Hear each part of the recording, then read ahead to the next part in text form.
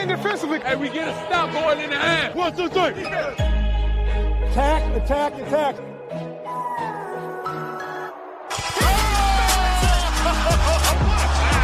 And a chase down block. He erased it. 3. Bingo! It's showtime! MVP, baby! He didn't do that, did he? Slam dunk! Tie game with 5 seconds remaining! He shot! What a perfect ending to a historic day. Salut à tous, bienvenue dans l'épisode numéro 137 du podcast Dunk Hebdo. Très heureux de vous retrouver pour un nouvel épisode. Avec moi cette semaine, on a tout d'abord notre JM Alan. Ça va Alan ? Salut Ben, salut tout le monde. Ouais, ça va super. Et pour la deuxième année de suite, il a gentiment accepté notre invitation. C'est Jérémy Le Bescon. Ça va Jérémy ? Bonjour à tous, bonjour Alan, bonjour Ben. Merci de m'avoir invité, tout va bien. Je vous remercie. Eh ben, merci encore une fois d'avoir accepté notre invitation. Jérémy, vous devez le connaître si vous suivez la NBA, mais on doit quand même rappeler que on peut te lire. Les auditeurs doivent le savoir sur Basket USA et on peut également t'entendre sur Canal+ Afrique, pardon. J'ai bon, c'est ça ? Tout à fait, c'est bon, c'est juste. Comme l'année dernière, pour ceux qui s'en rappellent, on t'avait déjà reçu l'année dernière à peu près à la même période. On va profiter que tu as accepté notre invitation pour faire un premier bilan sur le premier mois de saison. On a commencé depuis un mois. La plupart des équipes arrivent à une vingtaine de matchs. Donc on pense qu'on peut commencer à tirer quelques premières conclusions. Comme d'habitude, on vous rappelle de nous suivre sur Facebook et Twitter. Vous pouvez retrouver Jérémy sur Twitter @JérémyLeBescon, tout en minuscules, si j'ai bien noté. Et comme chaque semaine, on vous rappelle aussi de suivre l'émission sur la plateforme où vous l'écoutez, notamment sur YouTube. On vous rappelle de bien nous suivre sur YouTube maintenant que le nouveau podcast Profil sort en exclusivité, tous les mercredis soirs à 20h sur YouTube. Et nous, on va se retrouver juste après la pause, justement, pour commencer à discuter avec Jérémy. Vous écoutez le podcast Dunk Hebdo. Retrouvez-nous sur toutes les plateformes d'écoute comme SoundCloud, iTunes ou Podcast Addict, ainsi que sur les réseaux sociaux comme Facebook ou Twitter.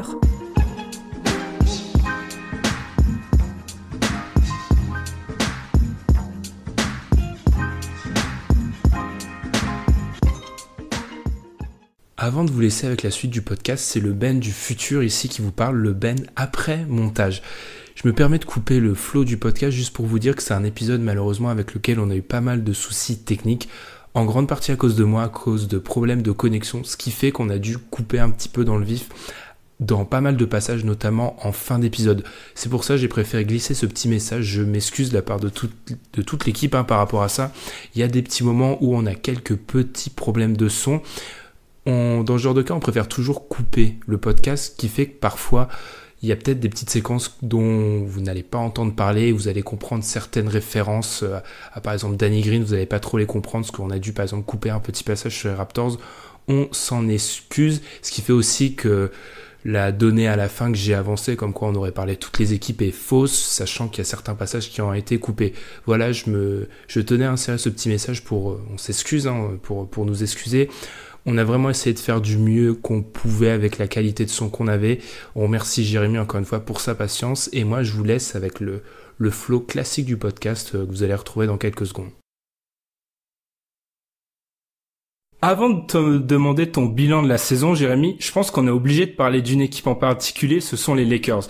Parce que pour ceux qui s'en souviennent, je pense pas qu'il y en aura beaucoup, mais l'année dernière, on avait parlé, quand on t'avait reçu en fin d'épisode, des Lakers. Et tu nous avais dit que tu préférais voir les Lakers continuer avec leur jeune ossature que voir LeBron arriver, ce qui était à l'époque une petite rumeur qui commençait à gagner de l'importance. On est un an plus tard, LeBron est arrivé avec un camion de vétérans plus ou moins en forme. Du coup, on est obligé de te demander comment tu as vécu ces derniers mois et qu'est-ce que tu en tires de ce début d'expérience LeBron à Los Angeles. Après, j'étais pas forcément surpris. Enfin, comme tout le monde s'attendait à un mouvement de LeBron, en tout cas, ce qui partent de Cleveland, ça se sentait quand même un peu comme ça. Maintenant, à Los Angeles, j'étais pas sûr qu'il arriverait chez les Lakers. Je pense que ça a surpris quand même certaines personnes, visiblement aussi Jenny Buss, ne serait-ce que la patronne des Lakers. Donc pour Magic, c'est un gros coup. Ça reste un gros coup pour la franchise. Moi, j'ai moins grandi avec LeBron qu'avec d'autres joueurs. Je suis arrivé un peu plus tôt dans le basket.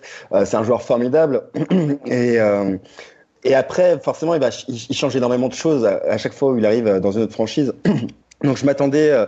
Ce dont j'avais peur, c'était vraiment que les Lakers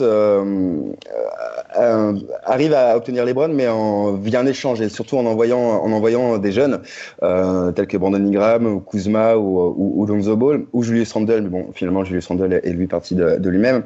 Donc finalement, il y a quand même une ossature de jeunes qui est restée. Donc à la limite, je trouve que c'est plutôt un bon compromis dans ce schéma-là. Maintenant, ça fait 15 matchs. Bon, c'est clairement pas forcément toujours la joie de regarder les Lakers. Il y a beaucoup de choses qu'il va falloir qu'ils apprennent à gérer. L'arrivée de Tyson Chandler est quand même jusqu'ici plutôt positive. Donc a quand même déjà aussi permis aux Lakers peut-être d'engranger la seconde.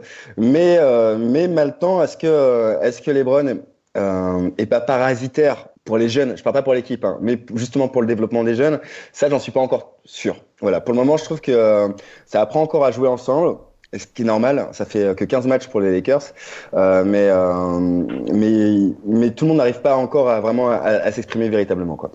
Notamment avec ces jeunes, on peut peut-être penser à Brandon Ingram, qui est, j'ai lu pas mal de journalistes qui suivent de très près les Lakers qui ont dit que c'est peut-être le joueur qui doit le plus s'adapter par rapport à l'arrivée d'Ingram, notamment par rapport au fait que l'année dernière il avait un peu plus de responsabilité avec la balle entre les mains, qu'il avait réussi à faire pas mal de choses et que là il doit un peu se remettre en retrait. T'es assez d'accord avec ça ou pas? Oui. Après, c'est pas que l'arrivée de LeBron qui contraint Brandon Ingram à modifier son jeu. Bon, déjà, il y a d'autres porteurs de ballon, tels que Rajon Rondo. Il y a Lonzo Ball aussi qui revient de blessure. Il y a aussi un autre facteur, c'est le départ de certains intérieurs, comme Brook Lopez ou comme Julius Randle, qui étaient des joueurs qui permettaient, dans un style comme un autre, mais d'écarter le jeu, et qui n'étaient pas forcément présents dans la raquette.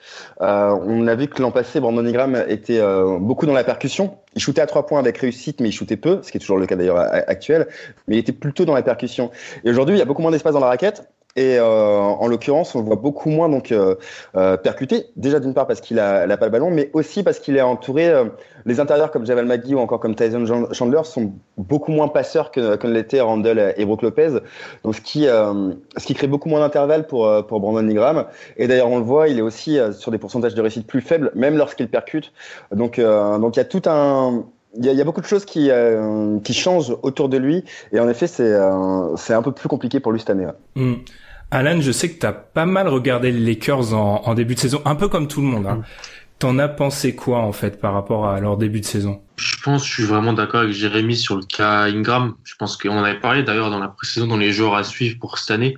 Ingram, c'est un peu comme s'il passait un peu un test auprès de LeBron pour voir s'il pouvait l'accompagner dans les futures années aux Lakers. Il avait plus de responsabilités ballonnement l'année dernière. C'était aussi dû au fait que Lonzo était un peu en difficulté, avait été un peu blessé et qu'il n'y avait pas tellement d'autres solutions pour porter la gonfle. Cette année, il y a LeBron. Mais celui qui pâtit vraiment, c'est Ingram. En plus, il a été suspendu. Voilà, c'est un petit peu délicat. Parce que Lonzo et Kuzma, c'est plus des joueurs que je vois plus jouer, qui n'ont pas tellement besoin du ballon, surtout Kuzma. Où bon, il peut l'avoir, mais c'est un shooter, c'est un driver, c'est un bon joueur que tu peux mettre avec LeBron. Je pense que c'est typique de ce qu'on a vu dans l'historique de LeBron quand il arrive dans une franchise 2010 et 2014. Il arrive, il y a pas mal de mouvements, il amène des vétérans parce que c'est un joueur qui aime bien s'entourer. À Miami, il avait ses vétérans aussi. Il en avait amené quelques-uns à Cleveland, les Mike Miller, les James Jones. Là, bon, il a amené des vétérans qui ont un pédigré un peu plus différent, mais qui apportent aussi ce qu'ils doivent apporter. C'est une équipe qui gagne. En fait, c'est une équipe qui fait un peu tout. Elle gagne des matchs qu'elle doit gagner. Elle gagne des matchs un peu plus surprenants. Quand tu vas gagner à Portland, par exemple, mais elle est capable aussi de perdre des matchs qu'elle doit pas perdre, comme hier soir, au moment où on enregistre, où elle se fait découper à Orlando, où tu te dis que défensivement l'effort est pas là, mais c'est LeBron qui arrive à l'Ouest, c'est un peu plus compliqué, c'est le début de l'ère LeBron, quoi. Après, dans tous les cas, moi je trouve que on parle de 15 matchs et c'est normal que ça prenne du temps à trouver une cohésion sur le terrain. Maintenant, tout n'est pas de la faute Enfin, la faute est vraiment collective, je trouve aussi. Tu as parlé tout à l'heure, Alan, du socle défensif qui est quand même relativement faible jusqu'ici depuis le début de saison, même si Tyson Chandler a fait quand même du bien dans ce secteur depuis son arrivée. Brandon Ingram, malgré tout n'est pas acheté d'ailleurs chez lui, ne serait-ce que défensivement, et sa collaboration avec LeBron sur le terrain est pas forcément non plus mauvaise, mais en l'occurrence, il y a quand même dans le schéma même de Luke Walton des choses qui m'étonnent un peu, ne serait-ce que le fait que Kyle Kuzma soit celui qui shoot le plus à 3 points dans l'équipe, avec 5 tentatives par match, alors que justement Brandon Ingram, qui est quand même un joueur qui était à 40% l'an passé de réussite, n'en tire toujours que 2. Donc je pense qu'il y a quand même des choses à réajuster. Bon, voilà, maintenant on n'est qu'au début de saison, mais j'espère que Luke Walton va trouver des solutions dans cette optique-là. Par rapport aux Lakers et à leur jeu aussi, nous, c'est quelque chose qu'on a déjà pas mal discuté ici, donc on aimerait bien avoir ton avis sur le fait que c'est une équipe qui joue vite et qui court énormément. Alors les stats de NBA.com sont un peu du mal cette année, elles sont pas trop à jour, mais c'était une équipe qui courait pas loin de 25% des jeux en transition, ce qui est énorme. Qu'est-ce que t'en penses par rapport à ça? Parce que nous, on en avait déjà parlé dans des épisodes précédents et on mettait en avant peut-être le fait que c'était pour eux le moyen de contrer le manque de spacing, ce qui était intelligent compte tenu des bons passeurs, mais c'est un style de jeu qui pourrait payer dans une potentielle dernière ligne droite pour accrocher un strapontin en play-off. Moi j'ai pas de problème avec le fait que les Lakers courent, parce que justement, comme vous l'avez dit, pour le moment c'est pas une équipe qui arrive vraiment à écarter le jeu à mi-distance, et puis de toute façon c'est plus facile de jouer en transition, enfin à mon sens, quand on se connaît peu, plutôt que d'essayer de construire le jeu sur le demi-terrain. On peut aussi partir du principe que si on construit jamais sur le demi-terrain, on va pas arriver à se connaître. Mais là je pense que pour le moment ils jouent quand même avec les armes qu'ils ont, et puis voilà, il y a quand même des gazelles dans cette équipe. On peut parler de Lonzo Ball, on peut parler même de Ingram, de Kuzma, de LeBron. Ce sont des joueurs qui courent. Javel Magui, c'est un pivot qui court. Donc pour le moment, ils font aussi avec les armes qu'ils ont. Je pense que le jeu en demi-terrain, ça viendra plus tard. Dans tous les cas, il y aura pas le choix lorsque les défenses vont se resserrer, parce que de toute façon, là pour le coup, les Lakers sont quand même pas la seule équipe qui court depuis le début de saison. Ça court un peu à tout va, même si c'est en train d'un peu de se resserrer. Lorsque les défenses, en tout cas, vont vraiment se compacter, et j'attends que les équipes s'adaptent un petit peu mieux au changement de règles. Lorsque les défenses vont vraiment se resserrer, les Lakers n'auront pas le choix en tout cas de construire sur demi-terrain. C'est là où on verra également si les qualités de passeurs de chacun de ces joueurs, parce que c'est pour la plupart tous de gros passeurs, suffisent, parce que malgré tout il faut aussi du shoot, et là en l'occurrence pour le moment il y en a pas beaucoup dans l'équipe. Si ce n'est peut-être Ingram, si ce n'est peut-être le rookie Mikhail Luke, j'espère bien le prononcer, Mirai Luke, et voilà, sinon c'est assez faible. Donc voilà, pour le moment je sais pas en fait. Pour le moment je sais pas quoi vous répondre à ce sujet-là, parce que je pense qu'ils font un peu avec les armes qu'ils ont. Je sais pas, on peut peut-être aller enchaîner sur un autre sujet, peut-être finir sur un dernier point sur les Lakers. On est obligé d'en parler un peu, le cas LeBron. J'ai l'impression qu'il y a une certaine économie. Alors on connaît la classique économie de LeBron en défense, mais peut-être aussi son temps de jeu, c'est le plus bas de sa carrière, et j'ai vu qu'il a pas dépassé 42 minutes encore. Ça serait une volonté de l'économiser pour plus tard, ou c'est vraiment une adaptation à ce qui se passe tout simplement sur le terrain, tu penses? Je pense qu'il y a plusieurs facteurs. Déjà, je pense que c'est aussi bien pour l'équipe que LeBron ne soit pas constamment sur le terrain, ne serait-ce que pour leur développement. Je pense que LeBron n'est pas tout jeune non plus, et voilà, une saison NBA c'est un marathon, c'est pas un sprint. Donc malgré tout, il faut le préserver. Enfin voilà, je pense que c'est tout, et je pense que malgré tout, c'est aussi bien dans la mesure où ça permet à Luke Walton de faire comprendre aux autres individualités de l'équipe que c'est aussi à eux de se responsabiliser, et que la solution ne viendra pas uniquement de LeBron. Voilà. En tout cas, jusqu'ici, je pense que c'est plutôt une bonne option de le faire jouer. Je crois qu'il a 34,9 minutes par match, de le faire jouer aussi peu. De toute façon, je ne suis pas sûr que voilà, on a vu quand même même si LeBron est capable de tout faire, on sait quand même qu'il peut avoir des fluctuations de forme, notamment sur les fins de match au cours d'une saison lorsqu'il est très utilisé. Je suis pas sûr que de le lancer sur le terrain à 40 minutes pendant les 15 premiers matchs soit vraiment une bonne chose en termes de coaching. Alan, peut-être un dernier mot sur les Lakers. C'est vrai qu'on a l'impression qu'il y a, comme l'a dit Jérémy, il y a une volonté de responsabiliser, peut-être les autres éléments aussi, pour éviter qu'on retombe dans cette, la caricature de Cleveland où c'est un peu LeBron qui fait la pluie et le beau temps. Ouais, et puis pour moi, c'est aussi peut-être LeBron qui veut essayer de regarder qui peut l'accompagner dans son prochain défi, qui est aller gagner le titre avec les Lakers, je pense, ou aller figurer très haut à l'Ouest dans sa fin de carrière. Et là, si peut-être qu'il y a un système d'évaluation qui fait, il regarde un peu. Alors, je pense pas qu'il ait demandé à Walton de responsabiliser les autres pour que lui il puisse un peu les évaluer. C'est un peu tiré par les cheveux. Non. Mais je pense que, ouais, LeBron arrive à un âge un peu plus ancien. Ça fait pas mal de temps que t'entends, faudrait peut-être qu'il joue plus sans ballon et compagnie. Là, il a des bons manieurs de ballon, des joueurs qui ont été draftés haut, faut pas l'oublier, qui sont arrivés avec un pédigré pas mal quand même en NBA. Donc ouais, c'est un peu de facto que ça se passe. Puis on est en début de saison, peut-être que si à la fin de saison, ça peut, s'il est un peu en course pour les playoffs, le temps de jeu va remonter. C'est dans des matchs qu'il faudra les gagner. Et je suis pas sûr que ce soit tant LeBron qui demande à savoir qui veut l'accompagner, mais aussi peut-être une volonté de la part du staff, que ce soit de Magic Johnson, de Rob Pelinka ou de Luke Walton. Faut jamais oublier qu'il y a une trade deadline qui arrive relativement rapidement en février prochain. Et je doute un petit peu finalement, malgré tout, je reste dubitatif sur la volonté de garder ce socle-là. Et peut-être que les Lakers pourraient activer un levier plus rapidement qu'on ne l'attend dès le milieu de saison. Et dans ces cas-là, en effet, il faut bien évaluer quand même les joueurs sur le terrain. Et je pense que c'est aussi ça qui se passe. On va continuer sur les Lakers parce que j'ai encore une question, mais c'est vrai que nous on en a aussi parlé et LeBron il arrivait un peu très vertueux aux Lakers, on avait l'impression que il voulait vraiment prendre sous sa patte pas mal de ces jeunes joueurs, et là déjà ça ressort, il y a que 15 matchs de jouer, on commence déjà à avoir des déclarations où LeBron sous-entend plus ou moins que ça peut pas rester comme ça très longtemps. Donc à t'entendre, tu penses qu'on pourrait mettre en place un trade très vite si ça ne plaît pas, si les résultats ne suivent pas? Franchement, qu'on en soit déjà là, ça m'étonne pas. J'ai souvent du mal à croire. J'aime beaucoup LeBron, mais j'ai souvent du mal à croire le fait qu'il puisse être patient. LeBron James et patience, pour moi, ça n'existe pas.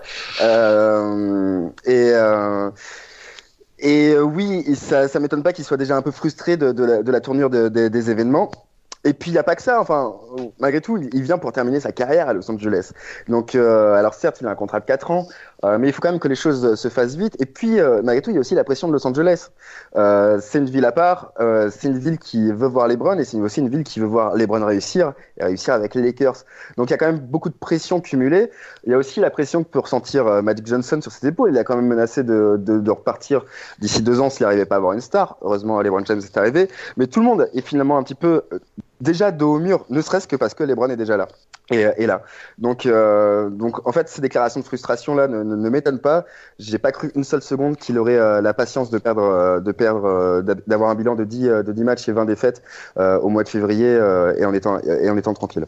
D'accord. On va fermer le grand chapitre Lakers. On n'avait pas trop parlé d'eux depuis le début de la saison. On se les gardait pour ton numéro, l'épisode où tu allais venir. On va parler un peu plus globalement de ce que tu as retenu de ce début de saison. En fait, là, tu peux vraiment nous parler de ce que tu veux. Je sais pas, vraiment ce qui te passe par la tête, qui t'a marqué en ce début de saison. Il y a beaucoup de choses qui m'ont marqué. Avant que je l'oublie, même si je l'aurais pas oublié, il y a quand même l'arrivée de Tony à Charlotte. Ça a été, enfin, je pense que pour beaucoup de gens, une sorte de petit crève-cœur, comme le départ de Manu Ginobili à la retraite. Mais voilà, c'est vrai que les premières photos de le voir sous ce maillot-là étaient assez bizarres à voir. Et malgré tout, moi, j'ai toujours eu confiance en Tony. Je pense que même sa saison passée était pas aussi mauvaise que les gens l'ont dit. Il avait tout simplement pas de temps de jeu, plus de responsabilité, pas un système pour lui. Et là aujourd'hui, on voit que c'est quand même, ça sera plus le Tony d'il y a 15 ans, mais en revanche, c'est toujours un meneur d'élite en ce qui concerne la connaissance de jeu, l'expérience évidemment, et qu'il est toujours capable d'être efficace sur le terrain. Et je trouve que on parle de joueurs qui sont capables de changer la culture de jeu, et je pense que même d'ailleurs que pour son héritage, cette arrivée à Charlotte va finir de sceller sa carrière, parce que finalement depuis le début de saison, les Hornets font pas un début de saison extraordinaire, faut arrêter de déconner, ils sont à 7-8, mais malgré tout il y a quand même quelque chose qui semble avoir changé dans la culture de l'équipe, et je pense que ça montre à quel point ça reste un joueur d'importance, qui est maintenant un joueur qui ne durera plus 30 minutes par match. C'est un joueur de banc, c'est un joueur c'est un leader vétéran, c'est un vétéran leader. Mais avec ce statut-là, voilà, ça reste une pointure de l'NBA. Donc ça, c'est vraiment un des faits qui m'a marqué. Alan, t'as beaucoup vu Charlotte, beaucoup Ouais, pour faire j'ai le vu. profil de Nicolas Batum. Donc qu'est-ce que t'en penses toi de l'arrivée de Tony à Charlotte? C'est vrai que nous, on va être honnête, on était dans ceux qui n'y croyaient plus trop ou plus beaucoup. Et c'est vrai que là, il nous prouve le contraire.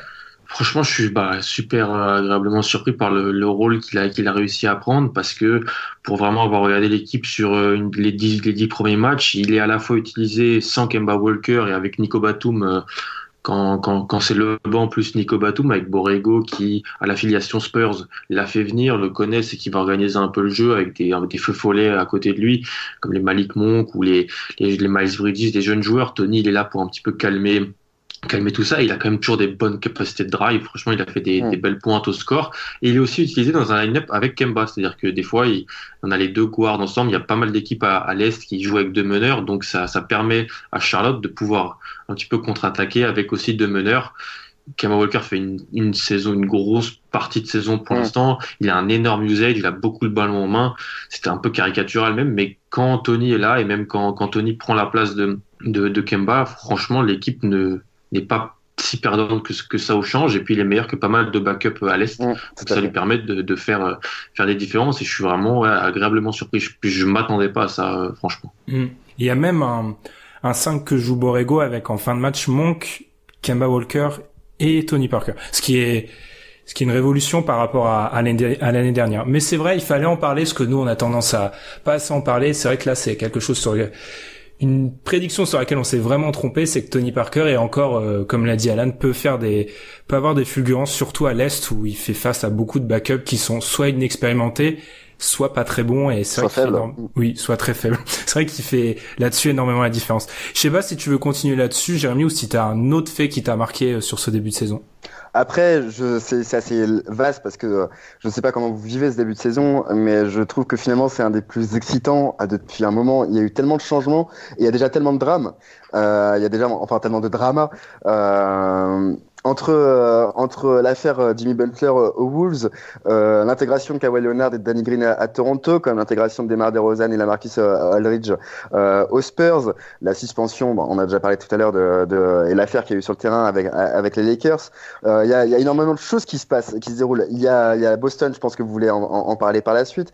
Il y a la blessure de Caris LeVert, alors que les Nets font un bon début de saison par rapport à ce qu'ils ont pu produire par le passé. Il y a le retour des Grizzlies. Je sais pas, pour moi c'est vraiment, honnêtement, il y a eu tellement de il y a Boris qui est parti. Bon, il était plus un joueur NBA, mais Boris est parti. Manu Ginobili est parti. Tony Parker part à Charlotte.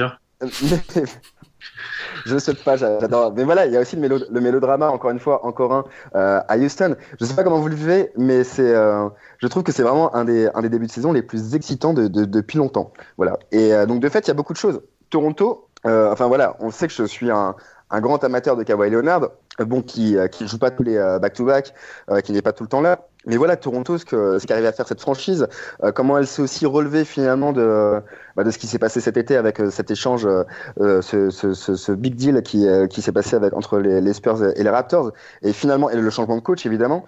Ils sont maintenant ils sont à 13-4, ils sont premiers de la ligue, et comme il était finalement l'an passé. Donc je trouve ça impressionnant que cette équipe-là arrive finalement à rester dans l'élite malgré autant de changements. Et je trouve que Kawhi Leonard revient très bien, que Kyle Lowry a fait un bon début de saison, même s'il peut-être qu'il commence à se tasser, mais il a fait un très très bon début de saison, comme Danny Green aussi, alors que ça faisait un moment qu'on n'avait pas vu Danny Green mettre des shoots, tout simplement. Mais il y a une culture défensive qu'ils ont amenée d'ailleurs tous les deux, qui est aussi impressionnante, sans parler de l'explosion des Siakam et Anunoby. Je trouve ça vraiment chouette ce qui se passe de ce côté-là du Canada. Tu as mis le doigt sur le débat entre nous en ce moment, c'est-à-dire sur le haut de l'Est et plus particulièrement Toronto. T'as parlé un peu de Boston, les Sixers aussi. Alan, je te laisse parler sur le sujet c'est pas tellement tout le monde, c'est vraiment toi et Tom en ce moment, c'est-à-dire Toronto, Boston, le haut de l'Est, c'est le sujet qui déchire un peu tout le monde, donc je te laisse en parler. Ça déchire pas, c'est que voilà, je suis fan de Boston comme les auditeurs le savent, donc c'est c'est un peu, il y a un peu de la concurrence qui vient se mettre là. Je trouve ça bien. Après, Toronto, c'est une équipe, les gens ont parlé de changements. Bah, je trouve que c'était des changements qui étaient nécessaires parce que ça pouvait plus durer, en fait, l'ère de Rosanne, Laurie, Casey, en gros, le trio, si on veut, parce que ça marchait pas. Il y avait un moment où même si toute la saison dernière, on pointait du doigt les changements dans le jeu, les nouveaux apports, et ça retombait dans la caricature en playoff, et puis il y avait peut-être ce problème psychologique, je sais pas. C'est toujours délicat, on n'est pas dans les vestiaires, on peut pas vraiment voir ça, mais c'était notable. Kawhi revient mieux que je le pensais, même si dans le dernier match contre les Celtics, il avait un petit peu de mal à la fin. Voilà, je suis obligé de le mentionner, c'est mon côté. Mais ouais, c'est une équipe qui fait peur à l'Est parce que elle est à la fois capable de jouer avec des joueurs très modernes, Siakam, Anunoby, comme tu l'as dit, mais aussi elle a ce joueur qui peut faire la différence en fin de match en 1 contre 1 qui est Kawhi, et que s'il est à son niveau en play-off, ça peut faire mal. Après, moi, pour parler des Celtics très vite, je pense que c'est l'équipe qui a le plus de shoots ouverts de la NBA et c'est en même temps celle qui a l'un des plus bas pourcentages. Faut pas aller chercher plus loin. Il y a pas les shoots rentrent pas. Il y a des joueurs qui ont fait des grosses saisons les dernières au tir. Je pense à Jaylen Brown, Terry Rozier qui cette année mettent rien dedans. Alors est-ce que c'était une année d'exception? Voilà. Est-ce que c'était une année d'exception et qu'après il va y avoir un retour à la normale? Je sais pas. Gordon Hayward a des soucis aussi. C'est pas le joueur qu'il était avant sa blessure. Ça c'est clair et ça c'est peut-être le plus gros problème selon moi. Ben, je sais que tu es d'accord avec moi du côté de Boston. Pas mal de problèmes. Je pense que la mayonnaise va finir par prendre. Il n'y a pas un meilleur coach à qui je donnerais le problème Boston à régler qu'à Brad Stevens. Je pense que ça va le faire. Mais ouais, avec, comme tu l'as dit, Ben, Philly et ce qui se fait en ce moment, mais Milwaukee, le haut de l'Est, a vraiment fait allure. Et puis les playoffs peuvent être très bons. Je voulais rapidement revenir, mais on peut très bien parler des Celtics, mais je voulais revenir aussi juste sur les Raptors, pour quand même un point que je trouve impressionnant, mais ne serait-ce que de la part de Nick Nurse, c'est le retour de Serge Ibaka en grosse forme, et qui aussi, je pense, qui amène un impact que n'avaient plus les Raptors l'an passé, et encore une fois, c'est un facteur qui pourrait aussi changer énormément de choses en play-off si Serge Ibaka se maintient à ce niveau-là. C'est vrai que il y a un nouveau souffle en fait du côté de Toronto, ce qui est vraiment intéressant, et je souligne vraiment ce que tu as dit sur Danny Green. Parce qu'on nous dit Danny Green, on a sous-estimé Danny Green. Non, c'est juste que Danny Green n'était plus le même Danny Green depuis quelques saisons. Et là, en attaque. Et là, il retrouve ce qui a fait de lui un excellent joueur il y a 2-3 ans. Et ça change complètement la donne. C'est vrai que c'est une équipe qui fait peur. On en a parlé, il y a vraiment, moi, j'avoue que je suis à un moment où on est encore très tôt, on est quand même la mi-novembre, mais réussir à classer les équipes du haut de l'Est, c'est très difficile. Parce qu'on a l'impression que Toronto est déjà en ordre de marche. Là où Boston patine un peu, là où Milwaukee a commencé très très fort, et les Sixers doivent maintenant faire avec Jimmy Butler. Donc c'est intéressant, c'est du très haut niveau, mais c'est difficile de voir qui est au-dessus de l'autre à l'heure actuelle. Ouais, puis on peut mentionner les Pacers quand même, parce que jusqu'ici vous les avez pas cités, mais les Pacers, ça reste une équipe qui est tout aussi solide que la saison passée, qui vit bien. Moi, je trouve que c'est une construction d'équipe qui me rappelle un peu certaines équipes des Spurs finalement. Alors à un degré moindre, un niveau moindre, mais sur une philosophie qui est très collective, qui s'appuie sur. Alors peut-être que les Spurs c'est une mauvaise comparaison, peut-être plus certaines équipes des Pistons, une équipe qui s'appuie sur une philosophie de collectif, de cohésion, de devoir et d'altruisme. Et ça a marché la saison passée, alors que j'étais vraiment pas du tout convaincu, ne serait-ce que parce que ça coïncidait avec la prolongation de Nate McMillan. Mais il s'avère que ça a marché la saison passée et ça continue de marcher cette année. Donc les Pacers, bon, je suis pas sûr que ça sera c'est une équipe qui puisse aller en finale de conférence Est, mais en tout cas c'est une équipe qui mérite d'être citée. Moi je serais plus patient que vous par rapport aux Celtics, parce que finalement c'est une équipe qui est restée dans la continuité en termes d'effectifs. Il n'y a pas eu de gros mouvements, mais en fait c'est comme si c'était une équipe qui avait vécu encore une fois une signature ou 2 signatures de la free agency ou des transferts. Kyrie Irving a très peu joué la saison passée, Gordon Hayward n'a quasiment pas joué la saison passée, et évidemment que ça change la donne dans la manière de réintégrer ces joueurs-là. Gordon Hayward, moi je serais plus patient que vous, parce que après 1 an sans jouer, c'est quand même compliqué de retrouver du rythme. C'est forcément compliqué de retrouver du rythme. Et voilà, encore une fois, il y a que 15 matchs. Et c'est difficile d'ailleurs de retrouver du rythme quand le reste de l'équipe doit également s'adapter à vous, mais aussi à d'autres joueurs, ne serait-ce que Kyrie Irving. Donc je pense qu'il faut rester patient avec les Celtics. Moi, celui qui me fait moins peur, c'est moins Gordon Ward que la faculté des jeunes à se relever et à retrouver et à jouer dans le bon sens. Parce que l'agressivité qu'ils avaient la saison passée, ils ne l'ont plus aujourd'hui. Là, ce qu'on voit avec les Celtics, c'est une équipe qui finalement est un peu restée sur ses acquis. Et alors que l'an passé, ils jouaient un peu avec la dalle, c'était des morts de faim. Aujourd'hui, cette agressivité, là, ils n'ont plus. Et c'était quand même la clé de leur réussite la saison passée. C'était pas le talent individuel, c'était des joueurs très talentueux, mais le talent, ça suffit pas. C'était vraiment cette intensité supérieure, cette agressivité supérieure qu'ils avaient face à l'opposition. Et ça, il faut absolument qu'ils le retrouvent. Jason Tatum doit plus se contenter de ses tirs à mi-distance ou à 3 points. C'est un super joueur de percussion, c'est un super joueur de pénétration. Il faut qu'il revienne au cercle. Jaylen Brown, c'est pareil. Et puis, il faut qu'il retrouve ses mordants défensifs aussi. Donc, c'est plus ça sur lesquels ce qui m'inquiète un peu depuis ce début de saison pour Boston. Alan, je vais te laisser répondre juste avant ça, une petite stat justement sur Jason Tatum et les shoots à mi-distance.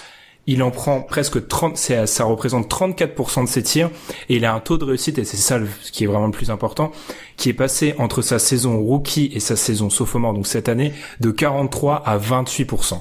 Donc là, vraiment, on est sur une chute assez énorme. Alan, qu'est-ce que t'as à dire de plus sur tes Celtics qui reste quand même ça fait partie du quatuor, mais le début de saison je pense qu'on est plus inquiet que toi, Jérémy, sur le début de saison. Oui, je vois ça, ouais. Je suis pas tellement inquiet, c'est juste la redistribution des rôles, et c'est intéressant ce qu'a dit Jérémy. Jaylen Brown, il a pas encore le dribble pour pouvoir totalement être en percussion, ou alors c'est vraiment en transition, où là il mettait beaucoup de points l'année dernière. Mais c'est une équipe, je regarde tous les matchs, donc c'est une équipe qui sait qu'elle est forte en fait. Elle sait que individuellement il y a du talent, 1 contre 1 c'est difficilement stoppable, donc elle peut être un peu dans cette parodie de basket, surtout avec des joueurs comme Kyrie et Jason Tatum. Alors Ford n'a pas beaucoup de ballons par exemple, il a très peu de tirs, puis ensuite surtout il met pas dedans, alors que l'année dernière il avait de belles réussites longue distance. Puis il y a eu des déclarations de Kyrie qui disaient que ils appliquaient pas les consignes de Brad Stevens sur certains temps de jeu, où ils voulaient plus faire bouger le ballon, et que les joueurs peut-être se disaient franchement ça devrait passer si on fait un peu du 1 contre 1 avec les joueurs qu'on a, ça a passé. C'est ce qui a fait gagner pas mal de fois en fin de match les Celtics l'année dernière, en play-off, quand Tatum a pris le ballon et a arrêté de mettre certains gros paniers. Je pense que c'est un peu ce problème là, mais si les joueurs se regardent en face et que les shoots commencent à rentrer, la mayonnaise pourrait très très prendre, et puis ça pourrait faire très très mal, je pense. Après, alors moi j'avais commenté, j'ai vu Boston 3 fois, mais il y a un match qui m'a vraiment marqué du côté de Boston, c'est la rencontre face à Milwaukee, à Boston, où si toi tu as parlé de parodie de basket. Moi je suis quand même assez dubitatif, mais bon, c'est pas les seuls concernés là, mais vraiment sur leur utilisation massive du tir à 3 points, où ils en prennent là 36 par match, c'est 5 de plus que la moyenne de la ligue. Et je suis pas sûr que ça soit vraiment une bonne option, d'autant qu'ils ils adoptent pas d'autres options. Il y a quasiment pas d'alternance, il y a quasiment plus d'alternance de jeu. Et j'aimerais qu'il y ait aussi des adaptations, un ajustement de ce côté-là, parce que ça me paraît vain. D'autant que, alors, je ne sais pas si l'an passé c'était une année faste ou si celle-ci c'est une année plus médiocre en termes de tir. Je ne sais pas où finalement est la moyenne de ces joueurs individuellement, mais je suis pas sûr que ça soit non plus tous des shooters d'élite. Non. Voilà. Non. Et on peut pas tirer autant à 3 points. Enfin, en tout cas, moi, ça me paraît insensé. Et je pense qu'il y a une nécessité de s'ajuster, quoi. Jaylen Brown est arrivé de fac. Son problème, c'était le shoot. On disait qu'il pouvait pas shooter, qu'il avait un peu tout le reste. L'année dernière, c'est une saison où il a vraiment beaucoup mis dedans. J'étais le premier surpris. C'est un peu un retour sur terre sur les premiers matchs. C'est clair, Rozier aussi, mais beaucoup moins dedans. Et il a l'air un peu frustré aussi de son utilisation. Parce qu'avec les playoffs qu'il a fait, il joue pour de l'argent aussi, Rozier, l'été prochain, et un rôle de meneur titulaire. C'est peut-être pas cette rentrée en jeu aussi. Par rapport à ça, mais on cite Tom qui avait mis en avant, quand on parlait entre nous, le fait que, et c'est par rapport à la sélection de tir, les Celtics parfois refusaient un double pas pour aller chercher un 3 points. Ce qui ne sont pas les seuls à faire ça. Ça devient une habitude, et c'est vrai que en termes de sélection de shoot, c'est peut-être regrettable quand on a une défense de ce niveau-là, parce qu'on parle beaucoup de l'attaque, mais ça reste statistiquement la meilleure défense NBA. Donc ils ont une défense qui leur a sorti pas mal de victoires sur le début de saison, là où une attaque a plus d'une fois un peu coincé. On parle pas mal du haut de l'Est. Je sais pas si tu as un mot à dire sur l'arrivée de Jimmy Butler, qui est quand même la grosse info de ce début de saison après une saga interminable. Qu'est-ce que ça change côté Philadelphie? Nous, on est assez fans, donc faut réussir. Des fois, il faut un peu casser notre consensus parce qu'on est souvent trop d'accord sur les choses. Donc, qu'est-ce que t'en penses sur Jimmy Butler? Moi, j'attends de voir. Alors en fait, je suis plus agréablement surpris de la part des Wolves de la réussite dans cet échange-là. Finalement, que les Wolves aient réussi à compenser de cette manière-là. Alors, je sais qu'il y avait d'autres offres sur la table, qu'il y avait des offres du 8 notamment, qu'il y avait aussi 4 tours de draft. C'était quelle équipe? Je l'ai plus dans. Houston. Merci. C'était Houston. Mais finalement, moi, je pense que c'était une bonne option de la part des Wolves. Du côté des Sixers, j'attends de voir. Bon, là, il reste quand même sur deux victoires consécutives, dont une au buzzer grâce à Jimmy Butler. Pour le moment, ça a l'air positif. Pour le moment, c'est aussi un joueur qui semble assez parfait pour jouer aux côtés d'un joueur comme Joel Embiid ou de Ben Simmons en termes de caractère. Ce sont des grandes gueules, ce sont des joueurs qui n'hésitent pas à dire les choses. Donc de ce côté-là, finalement, en termes de philosophie, ça peut correspondre. Maintenant, on sait que par exemple moi c'est mon avis sur Joel Embiid. C'est un joueur formidable, mais encore très jeune finalement en termes de vécu basket, et qui peut avoir tendance à jouer au hero ball en fin de match. Jimmy Butler peut aussi avoir cette tendance-là dans les fins de match. Au fur et à mesure de la saison, lorsqu'il va y avoir des difficultés pour cette équipe-là, je me demande comment ils vont gérer ces situations-là. Comment ils vont se répartir les rôles, comment ils vont se répartir la tâche et le leadership.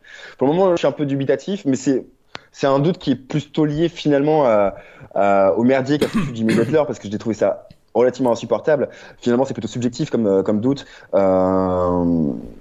Mais ça pourrait très bien fonctionner. Ça pourrait très bien fonctionner, d'autant que c'est aussi un joueur qui est capable de marquer d'à peu près partout du terrain. C'est pas un shooter d'élite à 3 points, mais il peut en mettre, il peut faire des séries. C'est un joueur qui est assez formidable en percussion, qui est très bon en licence également. Donc ça comble des besoins de Philadelphie. C'est vrai que par rapport à la répartition des rôles, nous on est parti un peu du principe, et c'est sans doute faux, qu'un Jimmy Butler va peut-être accepter d'être le 1B d'un Joel Embiid 1A, et ça, 1A, pardon. Et c'est vrai que ça pourrait poser problème quand on connaît le caractère d'un Jimmy Butler, qui a déjà, c'est vrai, prouvé pas mal de choses avec Philly. Je sais pas si t'as quelque chose d'autre qui te vient à l'esprit, Jérémy, où on peut parler pour finir ce quatuor à l'Est, parler peut-être de Milwaukee, qui est la bonne surprise à l'Est, qui a fait un énorme début de saison, qui a un petit peu trébuché depuis à droite à gauche, mais qui reste vraiment très solide, avec un Giannis qui se positionne plus que jamais. Je le dis parce que je lui ai donné le MVP en début de saison, donc je dois justifier mon choix. Qui est plus que jamais proche du titre de MVP. Qu'est-ce que t'en penses de Milwaukee? Et on va citer Tom aussi, et d'un Chris Middleton qui continue à être très très fort. Moi, je suis impressionné par Chris Middleton, ça c'est clair. Pour moi, c'est un peu le Klay Thompson de l'Est. Chapeau à Budenholzer. J'étais un des rares fans de Jason Kidd, mais c'est plus pour tout ce que représente Jason Kidd, et puis j'aime bien son côté branleur. Ça n'a rien à voir avec le basket. Mais il est clair que en termes de coaching, après. Quand même, il faut quand même respecter Jason Kidd sur le fait qu'il a quand même énormément lancé et responsabilisé Giannis Antetokounmpo. Ça a été vraiment un coach déterminant dans son évolution du joueur. Mais après, voilà, il faut passer à autre chose, et notamment pour l'équipe. Et je pense que coach Bud était l'option parfaite pour les Bucks. Ça se ressent sur le jeu. Ça se ressent. Bon, on parlait du tir à 3 points. Ils en prennent 40 par match quand même. À 37% de réussite. En revanche, ça va bien de ce côté-là. Grâce au Middleton, grâce à Brogdon, je trouve que c'est une équipe qui est vraiment qui affiche plein de promesses. Giannis est juste monstrueux des deux côtés du terrain. Mais au-delà des stats, tout à l'heure tu parlais de 1A et 1B. Pour moi, Chris Middleton est vraiment le co-leader de cette équipe-là, et il a un rôle que je trouve fondamental, ne serait-ce que pour écarter le jeu, mais aussi ne serait-ce que dans la création, et aussi pour installer le socle défensif. Et moi, c'est quelque chose que je dis depuis 1 ou 2 ans, c'est-à-dire que les Bucks, ça faisait un moment qui me faisait penser un peu à la construction des Warriors. Encore une fois, toute proportion gardée, c'est pas non plus forcément les mêmes joueurs à l'identique, mais en termes de philosophie, de s'appuyer sur des joueurs de draft et ensuite de les entourer de vétérans. Et finalement, on voit qu'aujourd'hui, c'est un petit peu le même schéma qui est en train de se concrétiser pour de bon et d'apporter ses fruits. Et j'adore vraiment ce genre de configuration. On peut aussi parler de ce qui se passe en coulisses, enfin avec cette nouvelle salle qui s'est montée. Donc c'est quand même assez alléchant ce qui se passe du côté de Milwaukee. Et je suis hyper fan. Enfin, je suis hyper fan. Ça fait des années que je suis fan. J'étais un peu plus triste à l'époque où Brandon Knight s'est barré. Bon. On a vu que finalement c'était pas forcément un mauvais choix d'envoyer Brandon Knight ailleurs, mais voilà, je trouve que c'est une équipe qui s'est bien relevée malgré les difficultés des 2 dernières saisons. Et puis on voit aussi un Brook Lopez qui voilà, ce sera jamais le meilleur défenseur là, mais qui fait énormément de bien. C'est un joueur très intelligent et qui permet d'écarter le jeu. Il y a ce petit rookie Di Vincenzo qui apporte sa gouaille et son jeu un peu rugueux. Donc moi je suis hyper fan. Voilà. Je suis juste un petit peu malheureux de pas plus voir Maker. Ça m'étonne je l'ai déjà dit en début de saison, mais ça m'étonne que Budenholzer le développe pas plus. Il a probablement ses raisons. Mais sinon à part ça, pour moi c'est enfin voilà, je suis fan. Alan, un petit mot sur Milwaukee avant qu'on enchaîne, parce qu'il nous reste pas beaucoup de temps et on n'a pas couvert. Enfin on a parlé que de très peu de sujets en fait. On devient trop East Coast dans ce podcast. Moi, ouais, j'ai 2 choses à retenir sur les Bucks. On sous-estime vraiment l'importance d'avoir un bon coach, je pense, en NBA, je l'ai déjà dit. Et là, avec Budenholzer, ça t'ouvre des possibilités. Puis aussi, Milwaukee, que j'ai trouvé courageux pendant l'intersaison de pas re-signer Jabari Parker, tu vois. Tout à fait. D'assumer le fait que, ça ne marchait pas, que il fallait organiser autrement le jeu autour de Giannis. Ils avaient trouvé des joueurs qui lui allaient bien à côté, la Brook Lopez par exemple, il y a Ersan Ilyasova aussi qui est un bon joueur en sortie de banc qui peut manquer à Philadelphie sur certaines possessions, Di Vincenzo qui est un joueur que j'aimais beaucoup à la draft et qui peut se créer son tir, mais en même temps voilà, il y a un petit peu un mort de faim, un peu foufou dans sa tête, donc ça c'est très bon. Puis des shooters à côté, Thon-Maker un peu sacrifié, c'est vrai, je suis d'accord avec Jérémy, je m'y attendais pas. Mais je pense qu'Ilyasova prend un peu la place de Maker sur certains moments. Mais ouais, voilà, c'est Milwaukee qui a su prendre le tournant pour Giannis et qui a su assumer ses erreurs un peu du passé, et donc c'est pour ça que ça va mieux de leur côté. Juste une question par rapport aux Pacers. T'as voulu qu'on parle des Pacers qui font effectivement un très bon début de saison. Est-ce que on avait parlé des Pacers comme un peu l'équipe qui pourrait se glisser parmi ce quatuor à la place d'une équipe d'en haut, si jamais une des 4 équipes, des 4 monstres en haut avait un petit problème de blessure ou quelque chose comme ça, on les voyait vraiment un cran en dessous. Tu les vois toi aussi un cran en dessous, ou tu penses qu'ils ont le talent pour se mêler à la lutte avec les Boston, avec les Toronto, avec les Philadelphie et Milwaukee? Moi, je pense qu'ils n'ont pas le talent, mais je pense que c'est une équipe qu'on sous-estime. Et en fait, qu'on sous-estime depuis l'an dernier. Je crois qu'on sous-estime d'autres choses. Alors, tout à l'heure, Alan disait qu'on pouvait sous-estimer l'importance d'un bon coach. Je pense qu'on sous-estime aussi l'importance de la complémentarité et de la cohésion d'une équipe. Et voilà, c'est pas une équipe qui, sur le papier, pour moi, a le même talent que les autres, a le même talent que les Bucks, que les Sixers, ou que les Raptors, enfin, que les Celtics surtout, mais en tout cas la cohésion d'équipe est là, et je pense que c'est vraiment pas du tout un facteur à négliger, et que c'est une équipe qui peut en effet faire beaucoup de dégâts, et tous les joueurs acceptent leur rôle dans cette équipe-là. Victor Oladipo a également énormément mûri. C'était un joueur qui avait quand même tendance à faire beaucoup de mauvais choix lors de ses jeunes années, et aujourd'hui c'est un joueur qui n'hésite pas non plus à s'appuyer sur ses coéquipiers, même si c'est lui qui prend de loin le plus gros volume de tirs. Mais il y a quand même des joueurs comme un Bojan Bogdanovic qui reste quand même une carrure. Tadeusz Young, qui pour moi est un joueur trop sous-estimé des 2 côtés du terrain, qui ne fera jamais de grosses stats, mais qui est un peu une sorte de l'ancien David West des Pacers. Il y a des backups à la main, il y a une complémentarité entre les Collison, les Joseph. Je trouve ça vraiment très intéressant. Il y a Sabonis qui est aussi très bon. T'as Eric Evans qui apporte son écho, même si lui est beaucoup plus irrégulier depuis le début de saison. Donc moi je trouve on sous-estime un peu le fait que la cohésion d'une équipe c'est tout aussi important, et ça peut battre le talent. Ça me rappelle des finales Pistons-Lakers. Faut pas sous-estimer ça. Donc oui, c'est une équipe qui peut s'installer dans le top 4 pour moi. Ah d'accord. C'est vrai que en plus c'est une équipe, je parlais de basket de la conférence Est, c'est clairement une équipe qui s'inscrit là-dedans. 28e à la pace, 3e meilleure défense NBA. C'est vraiment, on est dans le collectif, la défense, et un Victor Oladipo qui réussit aussi pas mal de choses. On a pas mal parlé de l'Est. Je sais pas s'il y a quelque chose que tu vas rajouter à l'Est ou si tu as envie de parler plutôt de l'Ouest. Enfin, c'est vraiment, si vous avez, les auditeurs ont compris, c'est Jérémy qui fait le conducteur aujourd'hui. Nous, on s'adapte. Mais j'improvise. Non, mais après, je vais le faire en quelques mots. Bah, il y a quand même des déceptions du côté du 8. Voilà, qui a complètement perdu son socle défensif. Bon, le fait que James Johnson soit pour le moment écarté doit peut-être y jouer pour beaucoup aussi. Enfin, pour certains. Il y a Dwayne Wade aussi qui est du côté de sa famille. Donc bon, il y a quelques circonstances atténuantes, mais bon, c'est quand même une déception. Il y a les Eternal Wizards qui sont quand même. J'ai pas de mots, c'est un peu affligeant pour moi, cette équipe-là. J'ai beaucoup de mal avec John Wall, en fait, avec la conception du leadership de John Wall. Mais bon, encore une fois, c'est subjectif. Je suis un peu déçu de ce que fait Fitzdale pour le moment. Alors, je sais qu'il cherche avec ses joueurs. Il a pas non plus un effectif merveilleux, hein. Il peut pas faire de miracle. Mais je suis un peu déçu de ces expérimentations. Et le fait qu'ils comprennent après quelques matchs que le meilleur poste de Frank Ntilikina, ça soit le poste de meneur, me paraît assez ahurissant. Mais bon, wait and see, et voilà. Après, bon, maintenant, on peut parler aussi d'individualité. Trae Young, je suis plutôt agréablement surpris, même s'il y a encore beaucoup de lacunes dans son jeu. Il en aura beaucoup, je pense, toujours à terme, mais je pensais que ça serait pire que ça. Voilà, donc j'étais plus dubitatif sur Trae Young, mais voilà. Sinon, pour moi, j'ai fini mon tour de l'Est.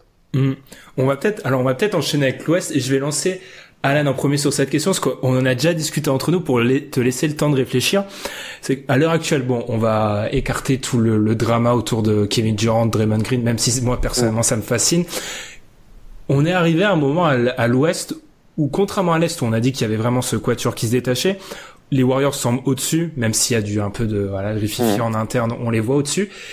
C'est ensuite où ça devient un peu plus dur de voir une hiérarchie se dessiner, même si ça devient un peu plus clair ces derniers jours avec Houston qui commence à se réveiller, OKC qui est sur une bonne série malgré l'absence de Russell Westbrook, qui est vraiment, en fait, c'est tôt pour le dire en mi-novembre, mais qui s'impose au fil du temps comme la deuxième, troisième, enfin bref, où est cette hiérarchie à l'Ouest? Alan, je vais te laisser commencer pour laisser un peu Jérémy réfléchir sur cette question très compliquée. Parce que je l'ai posée sur Twitter, et moi, on m'a donné beaucoup d'OKC, un peu d'Houston et du San Antonio aussi.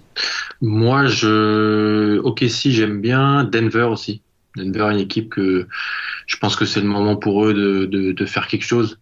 On a trop loupé les playoffs ces dernières années à quelques matchs près. Là, je les trouve impressionnants quand ils veulent jouer. Sur le début de saison, je les trouve vraiment impressionnants. Ils peuvent aussi se profiter d'un Houston qui est un peu moins dedans. Tu l'as dit, ça revient bien, mais c'est pas Houston de l'année dernière. C'est pas Houston qui était plus proche des Warriors que proche de la meute de derrière. Là, je pense que Houston est plus dans la catégorie des OKC qui revient bien, qui a profité d'un calendrier abordable pour vraiment bien se remettre en confiance, se responsabiliser des joueurs autour du duo Westbrook-Paul George. Je serais tenté de te dire OKC avec une mention pour Denver, sachant que j'écarte Houston parce que pour moi ils sont à prendre en compte, mais tout le monde en parle de Houston. OKC et Denver, je te dirais.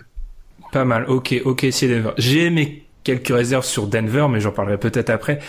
Jérémy, tu vois qui donc comme on va pas dire de numéro 2, c'est trop tôt, mais qui commence un peu de cette meute, qui t'impressionne ou se détache? Parce que ils sont très talentueux, mais il y a toujours ce Kai Jokic qui est un joueur merveilleux, hein. C'est une star, mais qui me questionne par rapport à son implication, qu'elle soit défensive, que ce soit dans son leadership. Il y a les Grizzlies qui sont là, que moi je ne vois pas sortir de stop 8 à la fin de la saison, sauf s'il y a blessure, parce qu'ils ont retrouvé leurs deux meilleurs joueurs qui restent, deux joueurs sous-estimés en les personnes de Marc Gasol et de Mike Conley, et qui ont intégré un joueur comme Jaren Jackson, qui sera à mon sens le futur pilier de cette équipe-là, et qui sera une future star de cette ligue. Et il y a les Clippers qui sont juste fantastiques. On parlait tout à l'heure de cohésion d'équipe avec les Pacers, et voilà, là il y a une équipe aussi, il n'y a pas de star, mais il y a une équipe. En fait, je vois plus les Blazers, par exemple, progresser en cours de saison, les Nuggets, le Thunder, je les trouve très solides, sans Westbrook qui gagne 5 matchs sur 6. Mais pour moi, il y a pas de hiérarchie qui se détache, et tout va beaucoup jouer finalement sur les états de forme, je pense, des équipes, sur d'éventuelles blessures, parce que pour le moment, pour moi, c'est trop compact pour tirer des conclusions, surtout après 15 matchs.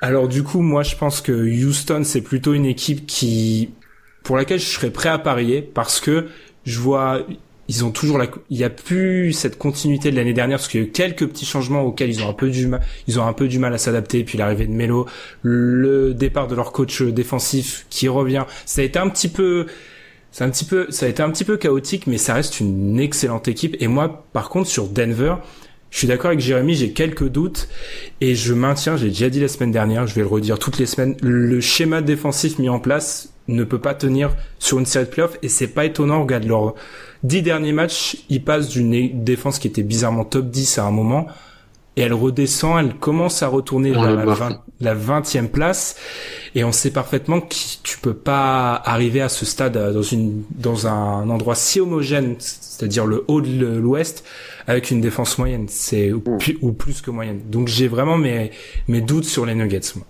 Et après, vous avez dit qu'il y avait toujours une équipe, et forcément, vous pensez aux Warriors. Mais maintenant, on voit quand même ce qui se passe lorsque Steph Curry est blessé. Et moi, j'ai toujours pensé que Steph Curry était le joueur le plus important des Warriors. Je suis pas le seul, hein. Mais malgré tout, peut-être que Kevin Durant a pu avoir ses 2 trophées de MVP des finales. Mais pour moi, c'est bien Steph le plus important de cette équipe-là. Et j'espère vraiment honnêtement que pour Golden State, il va revenir durablement en bonne santé. Parce que s'il ne revient pas, s'il continue de jongler avec des blessures tout au long de la saison, que ça soit sur le terrain et donc comme on a pu le voir dans les vestiaires, même si je pense qu'on peut passer sur cet épisode-là, ça va quand même se compliquer pour les Warriors. Ça va quand même se compliquer parce que c'est quand même le ciment philosophique et malgré tout l'élément qui fluidifie énormément le jeu de Golden State sur le terrain, que ce soit par sa capacité à créer, mais aussi forcément par sa capacité à incarner une menace hyper conséquente, donc sa faculté à pouvoir vraiment créer de l'alternance de jeu, puisqu'il c'est un joueur qui peut pénétrer, mais c'est aussi, on le sait, le meilleur shooter de la ligue. Et voilà, s'il doit accumuler les pépins physiques, bon là c'est une blessure aux adducteurs. Voilà, peut-être qu'il va revenir en bonne santé et qu'il va finir la saison comme ça. Mais s'il devait accumuler les pépins physiques, moi je pense que ça reste dangereux pour Golden State. Ah, tu les vois en danger. Potentiellement, si Stephen Curry est toujours, on sait qu'il y a un gros passif s'il a quelques soucis de santé. Ouais. Ah oui, vraiment. Très clairement. Ah, ça c'est pas mal. C'est vrai que Golden State, Alan, je sais pas si t'as quelque chose à dire, mais moi, je ressors du match, j'ai vu la fin de match contre Dallas et on avait l'impression que Kevin Durant voulait un peu faire un statement, comme aiment dire les Américains, pardon. Il voulait vraiment prouver que sur une fin de match, il pouvait prendre la balle et marquer 15 points pour gagner la fin de match, parce que la fin de match contre Dallas, c'est ça. Énormément d'ISO pour Kevin Durant, complètement au contre-courant par rapport à la philosophie des Warriors. Le résultat, c'est 1 sur 8 sur ses 8 derniers shoots. Et une défaite qui fait un peu tâche. C'est vrai que là, on voit encore l'importance d'un Stephen Curry. Moi, je suis vraiment d'accord avec ce que dit Jérémy. Je le reformulerai assez simplement. C'est que Kevin Durant est le meilleur joueur, mais Steph Curry est le plus important. Genre, quand Steph Curry est là, c'est tout le jeu des Warriors qu'on a depuis, une moitié de décennie qui se met en place, et c'est un torrent qui est extrêmement inarrêtable, surtout quand tu rajoutes dans la balance un joueur comme Kevin Durant, ou comme Ben l'a dit, il a voulu faire, du mauvais Kevin Durant d'OKC ou du mauvais Kevin Durant de playoff l'année dernière. On a été pas mal positif sur cet épisode, Jérémy, peut-être tes déceptions. Je sais qu'on a dit beaucoup de bien de pas mal d'équipes. Tu as peut-être des déceptions globalement dans la ligue. Je sais pas. Moi, en préparant l'épisode, parce que on a balayé un peu la ligue, moi j'ai pensé à Phoenix, par exemple, personnellement. Je les voyais plutôt bien ou moins catastrophiques que les années précédentes. Et il y a du talent, mais c'est toujours... Moi, c'est l'attaque où je trouve ça criminel. Enfin, ça ne produit pas beaucoup et c'est pas la faute du coach. C'est vraiment, il y a des joueurs qui déçoivent. Enfin, est-ce que tu as une déception comme ça? Je suis pas vraiment déçu par les Suns. Je m'attendais pas à grand chose cette année de la part de Phoenix, vraiment. Même si, en effet, je m'attendais peut-être à mieux de la part de Igor Kokoskov depuis. Mais bon, c'est pareil, hein, il faut imprimer sa patte sur une équipe. Je suis un peu étonné de cette volonté de placer Devin Booker en créateur, voilà, comme ça. Mais bon. Écoutez, après il y a Josh Jackson qui n'y arrive pas, qui n'arrive pas à gérer le rythme en fait d'un match NBA. Il y a plein d'interrogations, il y a aussi encore beaucoup de jeunesse, donc mais après moi je suis pas déçu par les Suns. Non, je suis plutôt déçu forcément par San Antonio. forcément par son Antonio, mais je pense que voilà, c'est une équipe qui est quand même maintenant constituée de vétérans. Rien n'a changé sur le banc, donc je pense qu'ils vont réussir à trouver des solutions. Mais j'aimerais voir la Marcus Aldridge peut-être jouer plus près du panier. On sait que c'est un super joueur à mi-distance, que c'est un des meilleurs joueurs dans la ligue à ce niveau-là, mais en même temps, peut-être qu'il y a quand même souvent eu tendance à trop s'appuyer sur ce secteur-là. Et moi, je l'ai finalement jamais trouvé aussi fort que lorsqu'il se battait vraiment dans la raquette et qu'il jouait près du panier. Et je pense que c'est ce qui manque là à l'heure actuelle à San Antonio. Et bon, à l'heure des charges, ils accumulent aussi tellement de blessures que c'est compliqué pour trouver une cohésion d'équipe. Et puis surtout qu'il faut intégrer trois nouveaux joueurs. Et puis il y a Paul Tull qui est aussi qui est en grosse délicatesse. Il y a pas Gazelle qui manque. Donc pour le moment, ils ont aussi beaucoup de circonstances atténuantes. Mais après, bon, j'ai pas vraiment de déception parce que je voyais pas Cleveland à un super niveau, ni les Hawks, ni les Bulls, ni les Knicks. Donc jusqu'ici, non, comme je vous l'ai dit, en tout cas à l'est, ça reste Brooklyn, ça reste plutôt Miami. Et à l'ouest, j'ai pas forcément de déception, si ce n'est que bon, j'attendais forcément Houston ailleurs, mais bon là ils ont gagné leurs 4 derniers matchs et je pense qu'ils vont en effet commencer à se réinstaller au niveau de la ligue. J'ai pas vraiment de déception. En fait, je suis plutôt satisfait de beaucoup de choses, même de la part de Sacramento. Je suis assez agréablement surpris. J'adore ce que fait Dallas. Je pense qu'on va en parler pendant quelques années, mais Luka Doncic c'est quand même un petit phénomène. Donc non, moi je suis pas surpris par grand chose. En tout cas pas par les équipes qui sont en bas de la ligue. Alan, peut-être une déception. C'est vrai que moi, j'avoue que je dois être une des seules personnes qui avait un soupçon d'espoir sur Phoenix, donc le fait que je sois déçu, on doit être 4 dans le monde à être déçu, donc c'est pas surprenant. Alan, peut-être une déception. Moi, je suis un peu aussi déçu par les Suns, peut-être pas dans le bilan, mais dans la manière. Après, c'est parce que j'aime beaucoup suivre la draft, donc c'est des joueurs que j'ai suivis et que on mettait vraiment haut. Mais Josh Jackson, c'est une catastrophe. Il est catastrophique, Josh Jackson, dans sa deuxième saison. Sur le plan statistique, il a un PER de 4. C'est-à-dire que il ne fait rien de positif. Il est même en sortie de banc maintenant. La signature de Trevor Ariza, c'est un peu de l'argent jeté par les fenêtres. Ça n'a pas fonctionné. Je suis un peu déçu par Kokoskov. Je sais pas. Je pensais que c'était un coach qui venait quand même du système de Quinn Snyder du côté de Utah. Et là, voilà, c'est un peu compliqué. Devin Booker a des responsabilités, il n'y a pas de vrai meneur à côté. Je pense qu'on sous-estime peut-être aussi ça. Il n'y a pas de vrai meneur dans cette équipe et c'est un problème quand une équipe est jeune et n'a pas de vrai meneur à côté. Ça pose problème. Le Magic d'Orlando peut aussi en témoigner. Ayton est un peu sur une corde inconstante. C'est délicat. Par contre, le Magic est pas si... Non, c'est mal. Un peu agréablement surpris. C'est drôle venant de moi. Parce que on a un peu tapé sur eux depuis pas mal d'années. C'est pas si mal que ça. Je suis d'accord. Personnellement, je suis d'accord. Je trouve que c'est une équipe qui. Alors, j'insiste encore une fois, mais sur le collectif. Bon, ça fait pas des merveilles offensives, ça fait pas de merveilles sur le terrain, mais moi, je trouve que ça joue assez sérieusement du côté du Magic. Je trouve aussi qu'il y a de la hargne, et moi, c'est ce que j'aime voir sur un terrain. Je pense qu'on peut quand même saluer Evan Fournier dans ce cadre-là. C'est pas pour du chauvinisme. C'est pas pour un chauvinisme particulier, mais pour moi, on peut le dire lorsqu'il faut le dire. Et alors Evan pêche peut-être un peu en termes d'adresse, mais moi c'est plutôt dans son leadership, dans ce qu'il amène à cette équipe de ce côté-là, où voilà, je pense qu'on peut le féliciter au même titre que d'ailleurs Vucevic, qui s'adapte toujours à toutes les circonstances au sein du Magic et là qui se débrouille encore une fois très très bien cette année. Donc non, moi je suis d'accord avec toi, je suis assez surpris par Magic et je les voyais vraiment pas, en tout cas, être déjà à 8 victoires après 16 matchs.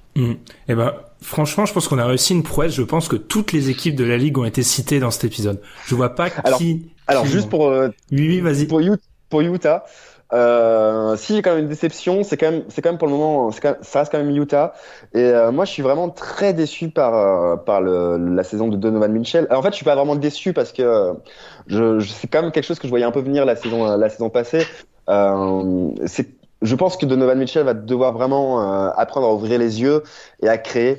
Parce que jusqu'ici ça devient il bouffe le ballon, il bouffe trop le ballon pour moi et il va falloir qu'il qu'il apprenne plutôt maintenant à gérer le rythme d'une équipe, à choisir ses moments et peut-être à faire plus confiance. Il y a quand même aussi d'autres joueurs qui peuvent marquer. Je pense à Joe Ingles, je pense à Derek Favors qui peut faire quand même du bien sous la raquette. Et Rudy Gobert, on a vu qu'il pouvait aussi mettre, ça sera jamais Hakim, mais il peut mettre aussi ses points.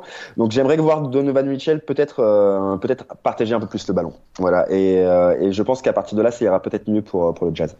Pour avoir vu pas mal de matchs du Jazz pour une rubrique, c'est vrai que le Jazz en fait, ils ont du mal à surfer alors que l'effectif n'a pas changé d'un poil. Il n'y a pas un joueur différent et c'est vrai qu'ils ont du mal à surfer. Je suis d'accord, Donovan Mitchell, il est assez, c'est bizarre parce que sa deuxième partie de saison, la saison dernière, était extrêmement constante pour un joueur si jeune et là maintenant il retrouve un peu l'inconstance qui est censé avoir un rookie en deuxième partie de saison et c'est vrai qu'il a un peu trop tendance à être scoreur et pas passeur. Il y a d'ailleurs une stat qui est passée cette semaine comme quoi il avait fait un record ou de tirs tentés sans passe. Enfin bref, c'est vendredi soir, ouais.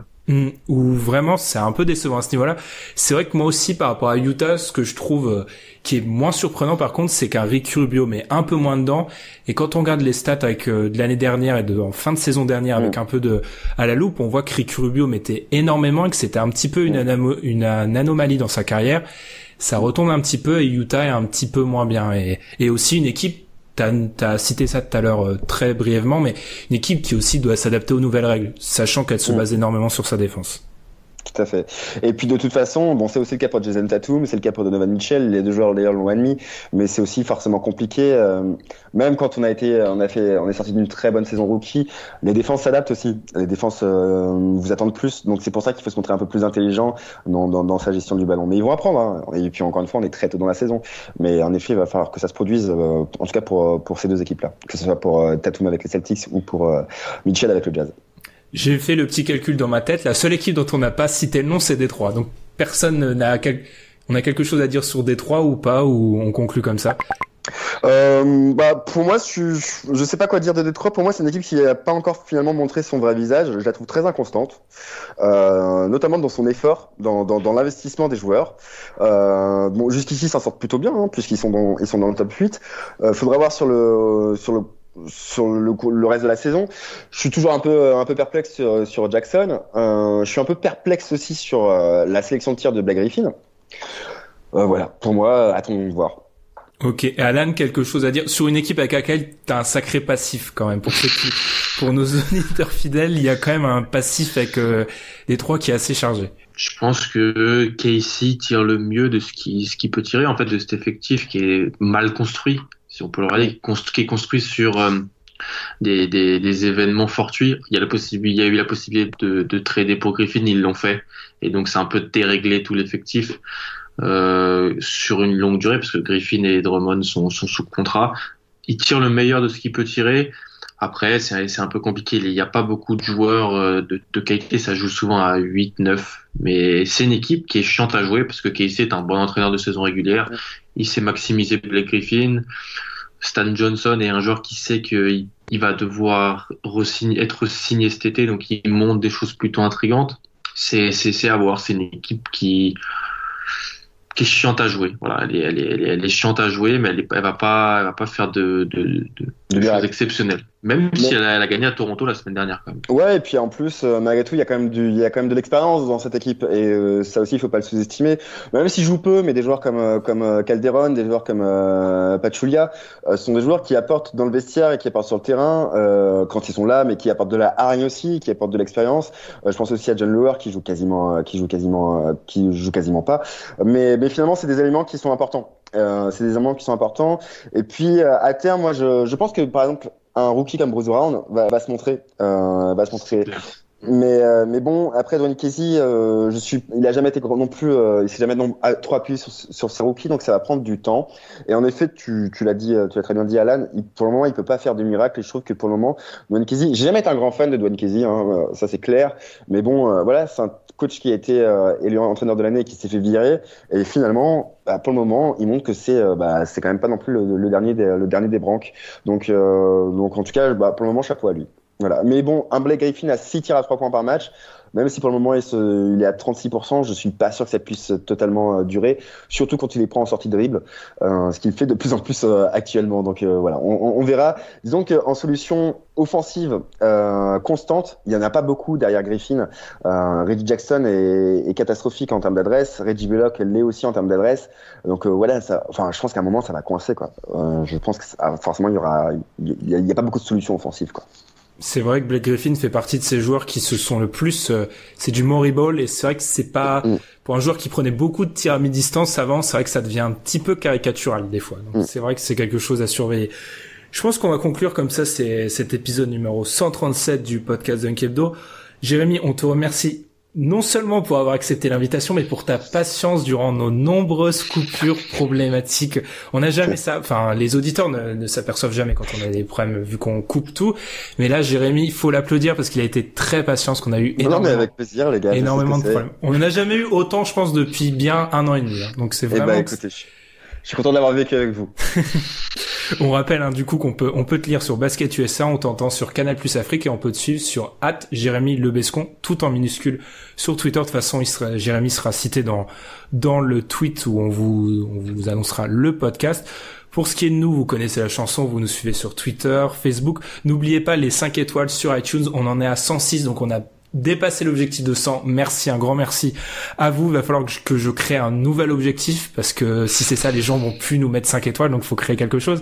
Puis on vous rappelle, on attend toujours vos retours sur notre nouveau format Profil, du coup, qui sort tous les mercredis soirs en direct à 20h sur YouTube. On revient pendant 15 minutes sur le profil d'un joueur NBA. Petit teasing, cette semaine, on s'est un peu moqué d'eux, donc on va être obligé d'en parler un petit peu plus. On va revenir sur un joueur des Wizards. Donc c'était un petit peu dur comme profil à faire sur un joueur des Wizards.